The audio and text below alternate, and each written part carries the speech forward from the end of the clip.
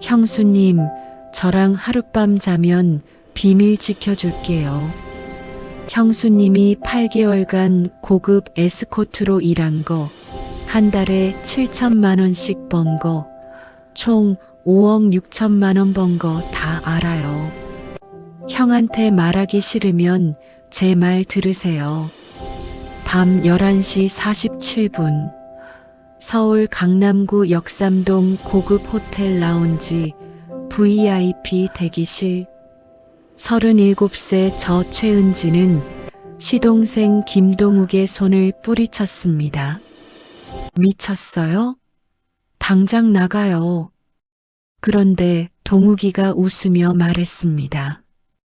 형수님, 여기서 3년 전부터 일했던 거 저는 다 알아요. 형한테 말하기 싫으면 제 말 들으세요. 뭐라고요? 3년? 8개월밖에 안 했는데. 그때 깨달았습니다. 이건 함정이었구나. 그리고 이 이야기의 진짜 막장은 이제부터 시작됩니다. 이 장면에서 소름이 쫙 돋았습니다. 끝까지 보셔야 하는 이유가 여기서 나옵니다. 10시간 전으로 돌아가 보겠습니다. 저는 결혼 9년 차, 초등학교 3학년 아들 지훈이와 7살 딸 서진이 엄마입니다. 남편 김태현은 올해 42세, 고려대 경영학과를 나왔지만 성격이 너무 내성적이어서 회사에서 번번이 승진해서 밀렸습니다. 8년 전 대기업 구조조정으로 잘렸고 그 뒤로는 이력서를 넣어도 번번이 떨어졌습니다. 경력은 좋은데 면접에서 자신감이 없으시네요. 인사 담당자들이 하는 말이었습니다. 결국 남편은 대리운전을 시작했습니다. 밤 8시부터 새벽 4시까지 한 달에 230만 원. 낮에는 집에서 청소하고 빨래하고 애들 돌보는 전업주부 남편이 됐습니다. 처음엔 괜찮다고 생각했습니다. 제가 벌면 되니까. 저는 낮 1시부터 6시까지 동네 학원에서 수학 강사로 일했습니다. 한 달에 180만 원. 저녁 7시부터 10시까지는 편의점에서 알바했습니다. 한 달에 130만 원. 그런데 모자랐습니다. 턱없이 모자랐습니다. 월세 95만 원에 관리비 23만 원. 지훈이 태권도 18만 원. 영어학원 38만 원. 서진이 피아노 20만 원. 미술학원 25만 원. 핸드폰 요금 2대 19만 원. 인터넷 5만 원. 전기세 가스비 수도세 18만 원. 식비 120만 원. 계산해 보니 한 달에 최소 481만 원은 있어야 했습니다. 우리 부부가 버는 돈은 540만 원. 겨우 59만 원 남는데 그것도 늘 부족했습니다. 통장은 항상 마이너스였습니다. 작년 서진이가 뇌수막염으로 입원했을 때 650만 원 빌렸고 에어컨 고장나서 380만 원 할부로 샀고 지훈이 치아 교정에 580만 원 들었습니다. 어느새 빚은 2,370만 원까지 늘어났습니다. 이자만 한 달에 32만 원씩 나갔습니다. 그런데 더 기가 막힌 건 시댁이었습니다. 시어머니 조명희 여사는 67세, 서울 송파구 가락동 70평 아파트에 혼자 사는 분이었습니다. 시가 38억, 시아버지는 12년 전에 돌아가셨는데 보험금으로 35억을 받았다고 했습니다. 거기다 부동산까지 합치면 총 재산이 80억은 넘었습니다. 그런데 저희한테는 단 1원도 안 주셨습니다. 너희 둘이 알아서 살아야지. 내가 죽으면 유산으로 줄 테니까 그때까지 기다려. 그러면서 시동생 김동욱한테는 강남 아파트 계약금 8억을 주고 외제차 BMW X7 2억 3천만 원짜리 사주고 롤렉스 시계 3,500만 원짜리 사주고 명품 가방에 옷에 동욱이는 서울대 경영학과 나와서 대기업 상무까지 올랐습니다. 연봉이 3억이 넘는다고 했습니다. 동욱이 아내 한지민은 33세 재벌가 딸이었습니다. 아버지가 한성건설 회장이라 집안 재산이 4조 3천억이었습니다. 명절 때마다 에르메스 버킨백 들고 나타나서 시어머니한테 현금 1,500만 원씩 용돈을 줬습니다. 그러면 시어머니는 좋아하시면서 저한테는 말했습니다. 너도 지민이처럼 좀 하지 그래. 맨날 쪼들리게 살면서. 저는 참았습니다. 이를 악물고 참았습니다. 새벽 3시 서진이가 갑자기 열이 41도까지 올랐습니다. 엄마, 숨이 안 쉬어져. 아이가 헐떡거렸습니다. 급성 폐렴이었습니다. 부랴부랴 응급실에 가려고 통장을 확인했는데 잔액이 19,000원이었습니다. 신용카드는 한도 초과. 남편은 대리운전 중. 새벽 3시에 누구한테 돈을 빌려요? 저는 떨리는 손으로 시어머니한테 전화했습니다. 어머니, 서진이가 급성 폐렴이에요. 급한데 병원비 좀. 지금 몇 시인데 전화야? 내일 낮에 다시 전화해. 뚝. 전화를 끊으셨습니다. 다시 전화했습니다. 안 받으셨습니다. 동욱이한테 전화했습니다. 형수님, 저도 바빠요. 형한테 얘기하세요. 뚝. 결국 저는 서진이를 업고 24시간 약국까지 뛰어갔습니다. 5km를 해열제를 샀습니다. 15,000원. 집에 와서 서진이한테 먹였는데 아이가 토했습니다. 식은땀을 흘리며 경기하듯 떨었습니다. 엄마, 무서워. 저는 울면서 아이를 안았습니다. 병원도 못 데려가는 이 무능한 엄마를. 다음 날 낮, 남편이 일어났습니다. 서진이 괜찮아? 응. 이제 좀 나아졌어. 다행이다. 미안해. 내가 돈을 벌었으면. 남편도 울었습니다. 42세 남자가 부엌 바닥에 주저앉아서 울었습니다. 내가 무능해서 미안해. 고려대 나와서 이 꼴이야. 아니야. 당신 잘못 없어. 그날 저녁 평소처럼 편의점 알바를 하러 갔습니다. 10시에 일이 끝나고 나오는데 옆 건물 고급바 사장 박유리 언니가 저를 불렀습니다. 48세쯤 되어 보이는 화장을 진하게 한 여자였습니다. 언니, 어제 새벽에 애 업고 약국 뛰어간 거 봤어. 무슨 일 있어? 아, 애가 아파서요. 애 병원비도 없어? 네. 박 사장은 한숨을 쉬었습니다. 언니, 얼굴도 괜찮고 몸매도 좋은데 왜 편의점이나 해?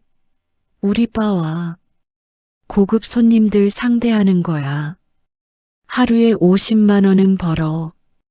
한 달이면 1,500만 원은 넘게 벌고. 저 결혼했어요. 애들도 둘이고요. 그러니까 더 해야지. 애들 먹여 살려야 하잖아. 생각해봐. 이름도 안 쓸 거야. 가명 쓰면 아무도 몰라. 저는 고개를 저었습니다. 죄송해요. 전 못할 것 같아요. 집으로 돌아왔습니다. 현관문을 여는데 냉장고에서 소리가 났습니다. 덜컹덜컹. 고장 날 것 같았습니다. 냉장고를 열어보니 계란 3개, 시든 배추 4분의 1 포기, 김치 조금. 그게 전부였습니다. 쌀도 바닥났습니다. 거실에는 남편이 소파에서 자고 있었습니다. 낮에 청소하고 빨래하고 애들 돌보느라 지쳐서 월급 230만 원 받으려고 밤새 대리운전하고 아이들 방을 들여다봤습니다. 지훈이 운동화가 다 닳아서 밑창이 떨어질 것 같았습니다. 서진이 겨울 패딩은 작년 거라 팔이 짧아서 손목이 다 보였습니다. 이 장면에서 정말 가슴이 찢어졌습니다. 오후 6시 저는 박유리 언니한테 전화했습니다. 언니, 저 일하고 싶어요. 잘 생각했어. 내일 저녁 8시에 와. 옷은 가게에서 빌려줄게. 이름은 뭐로 할래? 수정이요. 그래. 수정. 예쁜 이름이다. 첫 출근한 날이었습니다. 저는 검정 원피스를 입고 화장을 진하게 했습니다. 거울을 보니 낯선 사람이 있었습니다. 고급 손님들 앞에서 웃는 게 이렇게 힘든 줄 몰랐습니다. 사장님, 오늘 좋은 일 있으셨나 봐요. 이런 말이 입에서 안 나왔습니다. 술 따르는데 손이 떨렸습니다. 그런데 그날 밤 67만 원을 받았습니다. 현금으로. 생전 처음 만져보는 돈이었습니다. 집에 와서 샤워를 5번 했습니다. 몸에서 담배 냄새랑 술 냄새가 안 빠지는 것 같아서 거울을 보니 눈물이 났습니다. 이게 나야? 최은지, 너 이러려고 대학 나왔어? 하지만 다음 날도 나갔습니다. 그 다음 날도 일주일에 닷새 나갔더니 한 달에 1,350만 원을 벌었습니다. 평생 그렇게 많은 돈을 만져본 적이 없었습니다. 처음으로 지훈이한테 새 운동화를 사줬습니다. 25만 원짜리 나이키. 아이가 소리쳤습니다. 엄마, 친구들이 다 신는 거다. 서진이한테는 겨울 패딩을 미리 샀습니다. 32만 원짜리. 엄마, 이거 진짜 따뜻해. 냉장고에는 고기도 채웠고 과일도 샀습니다. 빚도 매달 200만 원씩 갚기 시작했습니다. 남편 태연은 몰랐습니다. 여보, 요즘 학원에서 특강 많이 해서 늦는다. 강남 쪽이라 돈도 잘 줘. 남편은 믿었습니다. 그래, 고생이 많네. 우리 당신 덕분에 사는구나. 미안해. 순한 남편이었으니까 의심 같은 건 안 했습니다. 저는 단골 손님도 생겼습니다. 58세 정 회장이라는 분이었는데 일주일에 한 번씩 와서 저한테만 팁을 30만 원씩 줬습니다. 수정 씨, 다른 애들이랑 달라. 진짜 같아. 억지로 웃는 게 아니라 진짜 힘든 사람 같아. 맞습니다. 저는 진짜 힘든 사람이었으니까 빚이 970만 원까지 줄었습니다. 통장에는 처음으로 플러스 580만 원이 찍혔습니다. 남편이 물었습니다. 여보, 요즘 통장에 돈이 좀 있네. 특강 많이 하나 봐?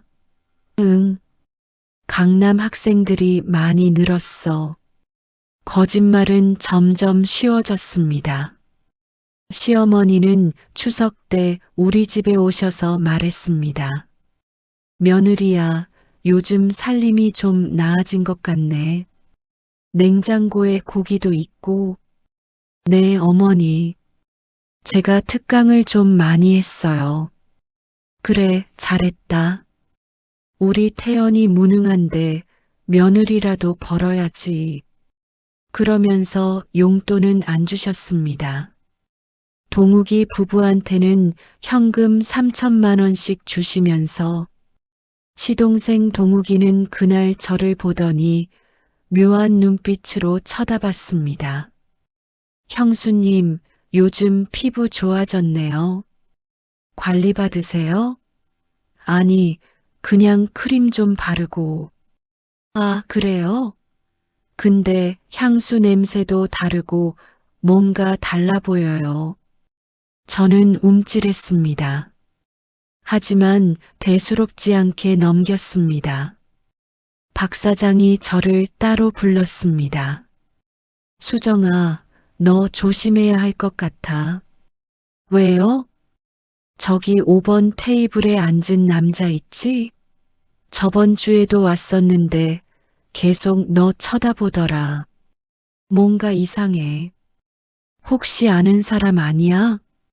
저는 5번 테이블을 봤습니다. 정장 입은 남자가 저를 쳐다보고 있었습니다. 얼굴은 잘 안 보였습니다. 모르는 사람 같은데요. 그래. 그럼 됐고. 그냥 조심해. 하지만 저는 신경 쓰지 않았습니다. 손님들이야 늘 쳐다보니까. 끝까지 보셔야 하는 이유가 바로 이겁니다. 운명의 그날이었습니다. 저녁 11시쯤 박 사장이 말했습니다. 수정아, VIP룸 17번 들어가. 신규 손님인데 정 회장님 소개로 왔대. 잘 모셔. 팁 많이 준다더라. 네, 사장님. 저는 화장을 고치고 원피스를 매만진 다음 17번 룸 문을 열었습니다. 어서 오세요. 환하게 웃으며 인사했습니다. 그런데 그 순간 세상이 멈췄습니다. 소파에 앉아있던 남자가 저를 쳐다봤습니다. 39세 김동욱. 제 시동생이었습니다. 형수님, 동욱이 눈이 커졌습니다. 저는 말을 잃었습니다. 저기, 손이 떨렸습니다. 옆에 앉아있던 동욱이 친구 3명이 웃었습니다. 야, 너 아는 사람이야? 형수래잖아. 잠깐만. 동욱이는 천천히 일어났습니다. 형수님, 잠깐 밖에서 얘기 좀 해요. 동욱이는 저를 VIP 대기실로 데려갔습니다. 문을 닫자마자 말했습니다. 형수님, 여기서 뭐 하세요? 동욱아, 이건 고급 바에서 일하시는 거예요? 형은 알아요? 아니, 아무도 몰라. 제발 말하지 마. 말 안 하려면요. 동욱이가 한 걸음 다가왔습니다. 저랑 자요.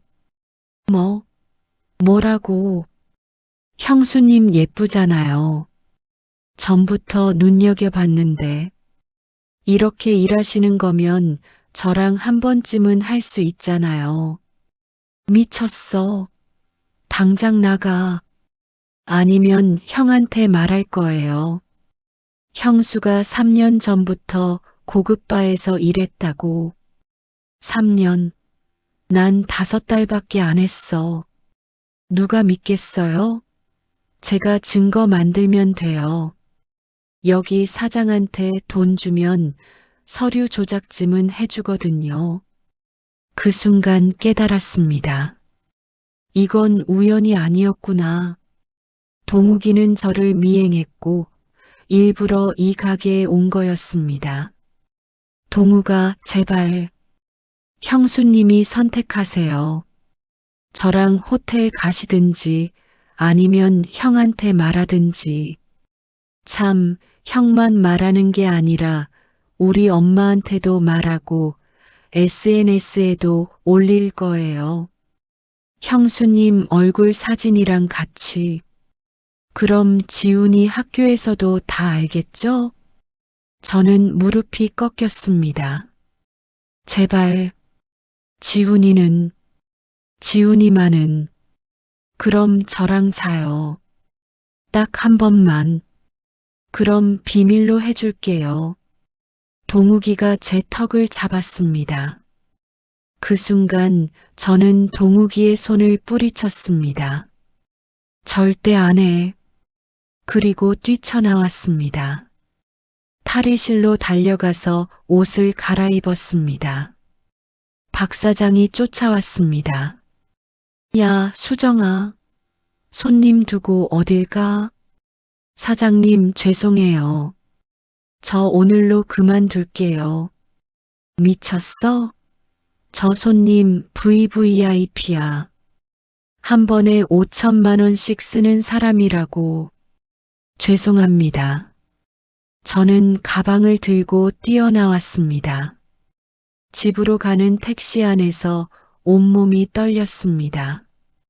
동욱이가 형한테 말하면 어떡하지?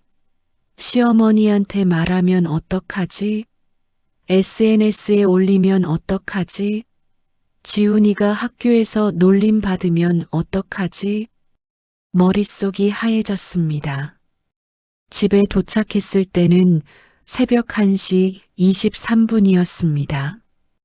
남편은 대리운전 중이었습니다. 저는 소파에 앉아서 밤새 울었습니다. 저녁 7시 15분. 현관문이 벌컥 열렸습니다. 남편이 퇴근해서 들어왔는데 얼굴이 창백했습니다. 뒤에는 시어머니, 동욱이 아내 지민까지 따라 들어왔습니다. 여보, 우리 얘기 좀 하자. 무슨 일인데? 남편은 한참을 말을 못하더니 떨리는 목소리로 물었습니다. 여보, 동욱이한테 전화 왔어. 당신이 3년 전부터 고급바에서 일했다는데. 진짜야? 심장이 쿵쿵거렸습니다. 3년은 아니고 5달이야. 뭐? 진짜라고. 남편이 소리쳤습니다. 시어머니가 나섰습니다. 3년이든 5달이든 결혼한 여자가 그런데 나가는 게 말이 돼. 우리 집안 망신을 이렇게 시켰어. 동욱이는 뒤에서 팔짱을 끼고 서 있었습니다. 묘한 미소를 띠고 마치 이 모든 게 계획대로라는 듯이. 형수가 3년 전부터 일했대요. 제가 그 가게 사장한테 확인했어요. 여기 서류도 있어요. 동욱이는 가방에서 서류를 꺼냈습니다. 박유리 사장 도장이 찍힌 조작된 근무 확인서였습니다. 이게 뭐야? 저는 서류를 보며 떨었습니다. 거짓말이야. 난 올해부터 시작했어. 누가 믿겠어요? 여기 사장 도장 찍힌 공식 서류인데. 동욱이가 냉소했습니다. 남편이 소리쳤습니다. 3년이든 5달이든 상관없어. 결혼한 여자가 그런데 나가는 게 말이 돼. 내가 고급바에서 일한 게 사실이잖아. 살려고 그랬어. 서진이 폐렴 났을 때 병원비도 없었고 빚도 2,370만 원이 넘었고. 변명하지 마. 동욱이가 끼어들었습니다. 형수가 그 바에서 얼마나 유명한지 알아요? 거기서 에이스래요. 한 달에 1,500만 원도 벌었대요. 그러면서 형한테는 학원 특강한다고 거짓말하고 1,500은 아니고 1,300. 똑같아. 거짓말한 건 사실이잖아. 시어머니가 주저앉았습니다. 아이고, 우리 집안이. 며느리가 그런 데를. 지민이 옆에서 말했습니다. 어머니, 충격 받으실 만도 해요. 이런 며느리는 처음 보네요. 남편은 저를 똑바로 쳐다봤습니다. 이게 다 내가 무능력해서 벌어진 일이야. 내가 돈을 못 벌어서 당신이 그런 데까지 갔어. 아니야. 그게 아니라. 뭐가 아니야. 이혼하자. 난 이런 여자랑 못 살아. 여기서부터가 진짜 반전입니다. 끝까지 꼭 보세요. 저는 무릎 꿇고 빌었습니다. 미안해. 정말 미안해. 하지만 선택의 여지가 없었어. 어머니한테도 돈 빌려달라고 했지만 안 주셨잖아. 서진이 폐렴 발작 났을 때 새벽 3시에 전화했는데 끊으셨잖아. 저 어떻게 해요? 시어머니가 발끈했습니다. 그게 내 핑계가 돼.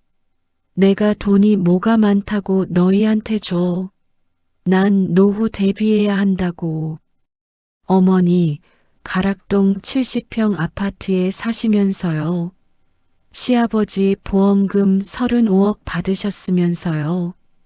총 재산 80억 넘으시면서요. 그건 내 돈이야. 너희가 손댈 돈 아니야. 동욱이가 차갑게 말했습니다.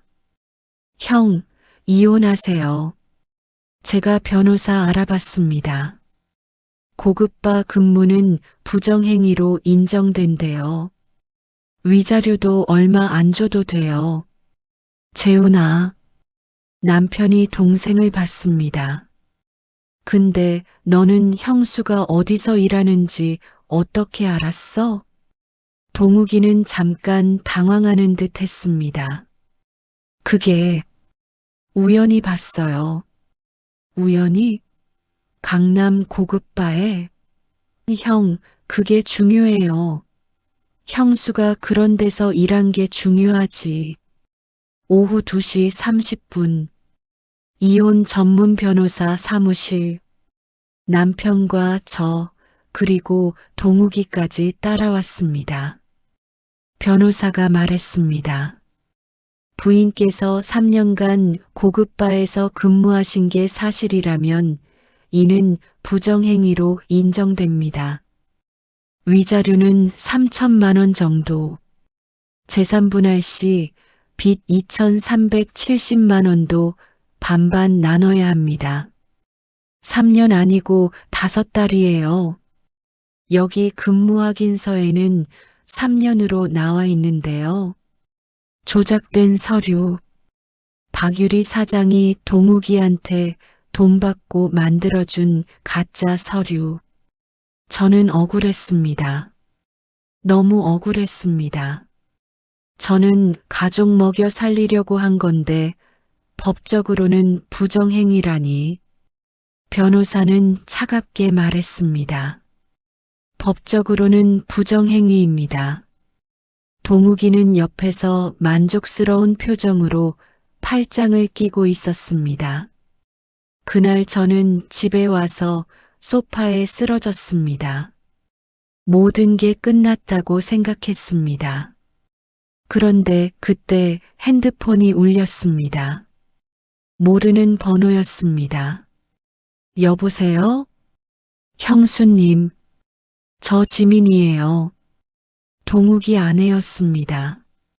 무슨 일이세요? 맞나요? 꼭 보여드릴 게 있어요. 오후 3시 17분. 강남역 카페. 지민이 저를 기다리고 있었습니다. 얼굴이 상기되어 있었습니다. 형수님 앉으세요. 무슨 일인지.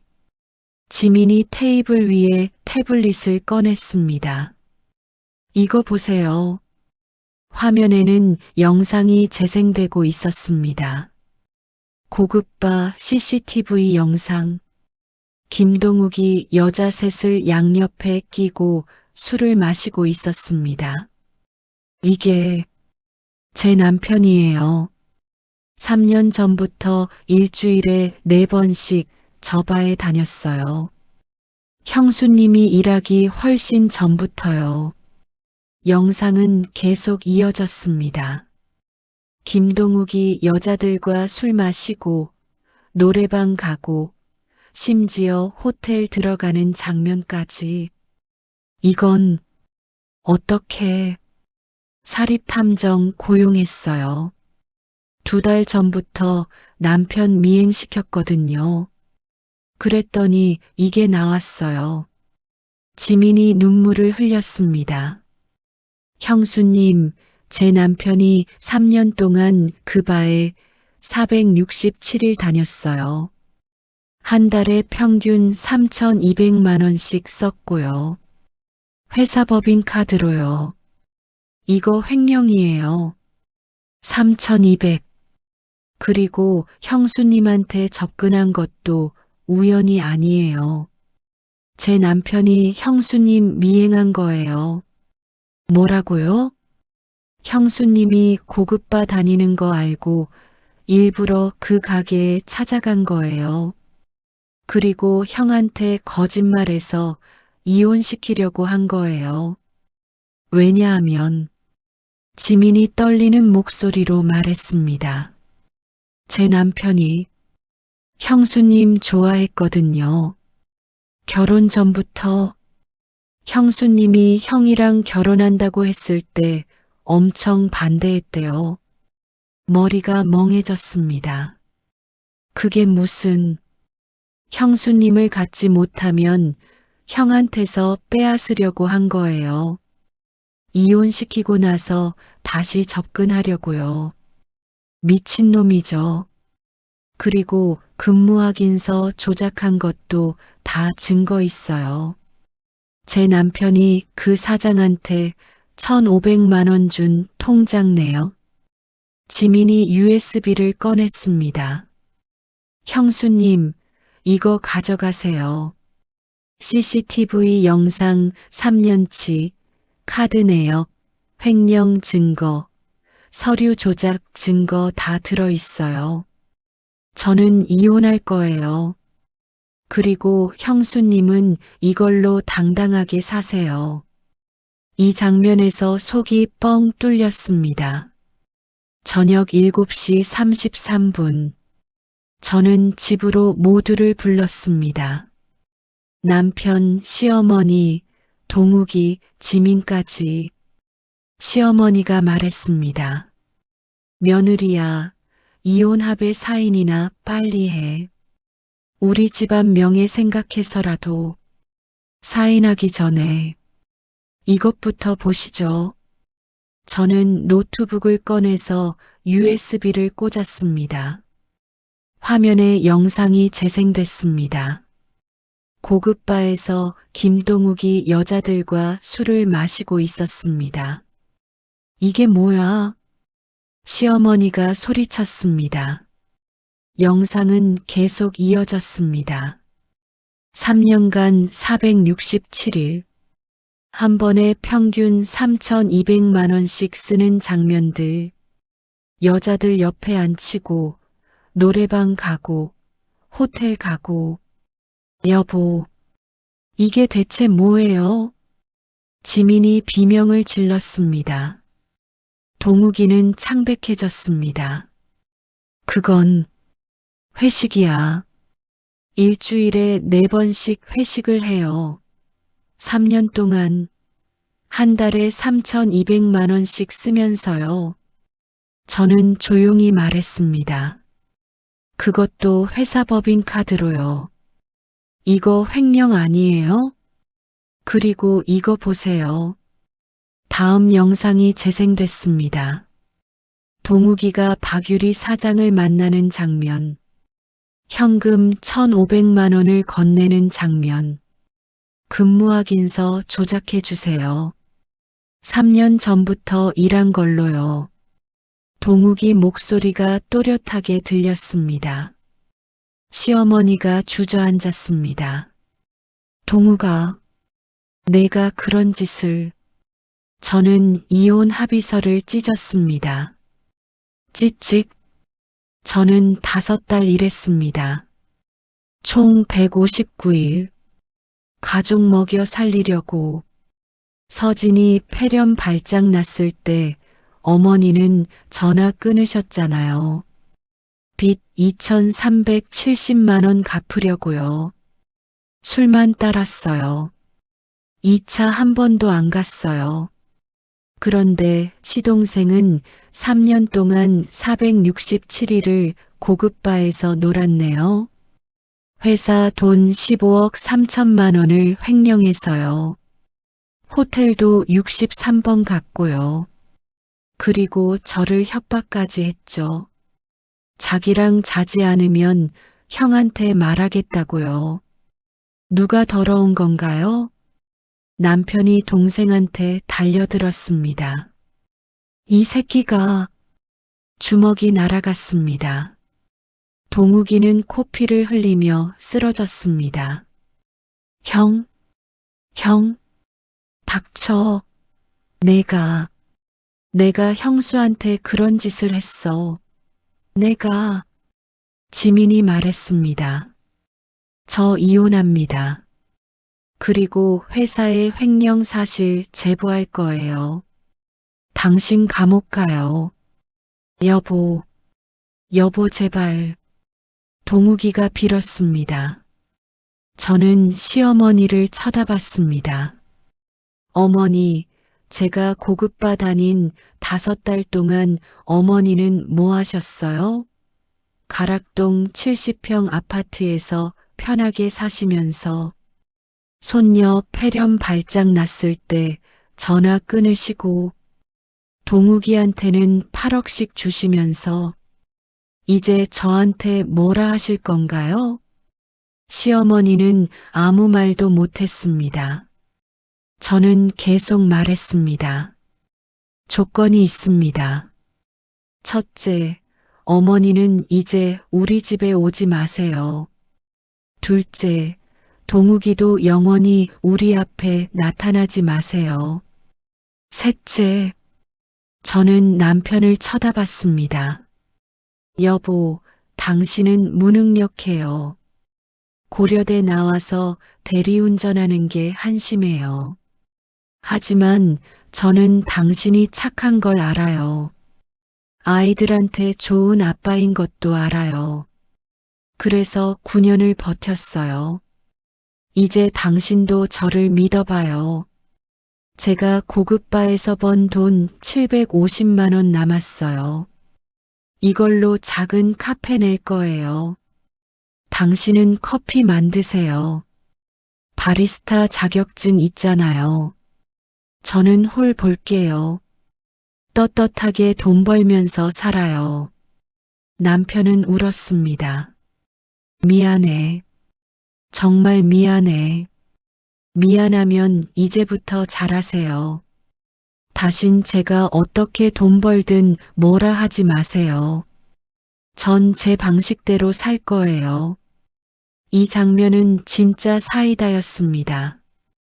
김동욱은 횡령 사실이 밝혀져서 회사에서 징계에 고당했습니다.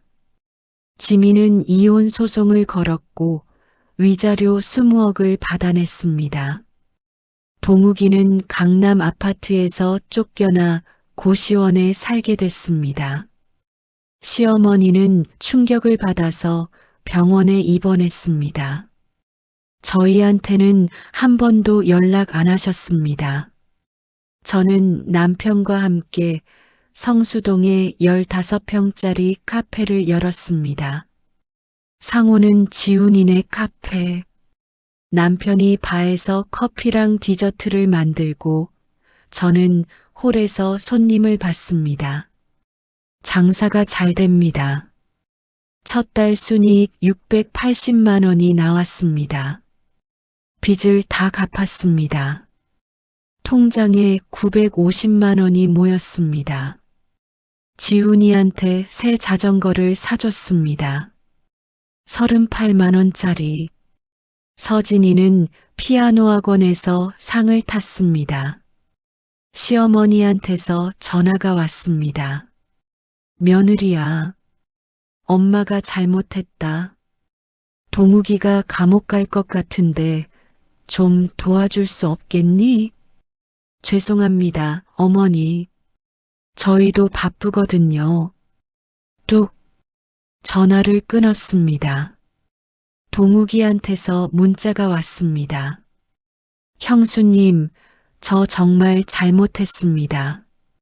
살려주세요. 읽지 않았습니다. 차단했습니다.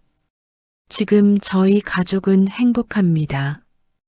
카페는 장사가 잘 돼서 지점을 하나 더 낼 계획입니다.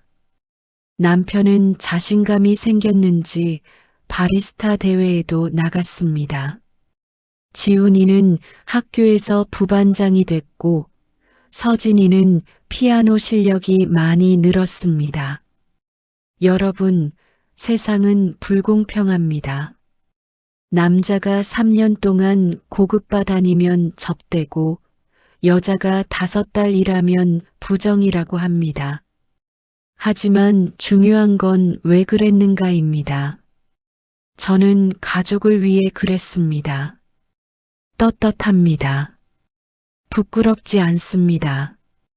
오늘 사연이 마음에 와닿으셨다면 좋아요와 구독 부탁드립니다. 다음 사연에서 또 뵙겠습니다. 감사합니다.